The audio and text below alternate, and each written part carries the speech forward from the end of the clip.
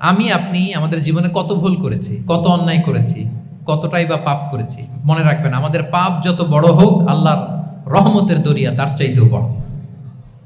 ইন্না মা'আল উসরি ইউসরা ফাইন্না মা'আল উসরি ইউসরা, and verily with every hardship there is an ease. প্রত্যেক কষ্টের পরেই থাকে স্বস্তি। এই বাক্যগুলো কি আপনাকে মোটিভেশন দেয় না? এই কথাগুলো কি আপনাকে চাঙ্গা করে না? আপনার জীবনে ইন্সপিরেশন হয়ে আসে না এই কথাগুলো? ওয়ালা তাহিনু ওয়ালা তাহজানু ওয়া আনতুমুল আ'লাউনা ইন কুনতুম মুমিনিন।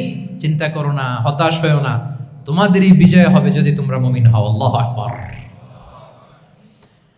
তাহলে আপস এন্ড ডাউনস থাকবে, এবং মুমিন জীবনে তো হতাশা থাকবেই না। কারণ আমার জীবনে যদি কোনো কষ্টের ঘটনা ঘটে, এটার জন্য আমি রিওয়ার্ড পাবো। আমি যদি অসুস্থ হই, আমার প্রত্যেক অসুস্থতার কারণে আমার পাপ মোচন হয়। সুবহানাল্লাহ পড়েন। আপনার জ্বর হয়েছে, এই জ্বরের কারণে আল্লাহ আপনার গুনাহ মাফ করবেন। আপনি ব্যথা পেয়েছেন, অসুস্থ হয়েছেন, আল্লাহ তাআলা গুনাহ মাফ করে দিবে। তাহলে হতাশার কোনো সুযোগ আছে বলেন? না। মুমিন জীবনে হতাশার কোনো সুযোগ নেই। রাসূল সাল্লাল্লাহু আলাইহি ওয়াসাল্লাম বলেন, মা ইউসিবুল মুসলিমা মিন নাসাব ওয়ালা ওয়াসাব ওয়ালা হাম্মিন ওয়ালা হুজনিন ওয়ালা আযান ওয়ালা গাম্মিন হাত্তা শাওকাতি ইউশাকুহা ইল্লা কাফারাল্লাহু বিহা মিন খাতায়া।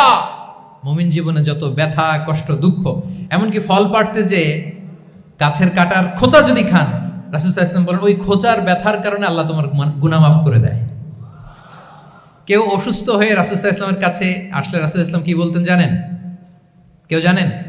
লা বাস আলাই তুহুরুন ইনশাআল্লাহ। তিনি বলতেন, আরে don't worry about it, it will cleanse up your scenes. ভয় পেও না, আরে এই অসুস্থতা, এটার কারণে আল্লাহ তোমার গুনাহ মাফ করে দিবে। সুবহানাল্লাহ। তাহলে অসুস্থ ব্যক্তি আর উজ্জীবিত হতো না?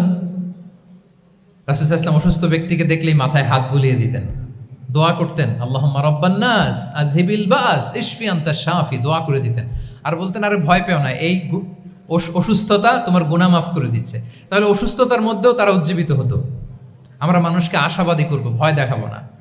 অসুস্থ মানুষকে ভিজিট করতে গেলে আপনারা কি করেন? ভয় দেখান নাকি? না, আশাবাদী করবেন। বলবেন যে আরে কি অসুস্থতা, আপনার দেখে অনেক সুস্থ লাগতেছে, বলতে পারবেন না? কিন্তু আমরা কি করি? কেউ অসুস্থ হইলে ওই অসুস্থতায় সবচেয়ে কষ্ট পেয়ে যে মারা গেছে তার হিস্ট্রি বলা শুরু করি।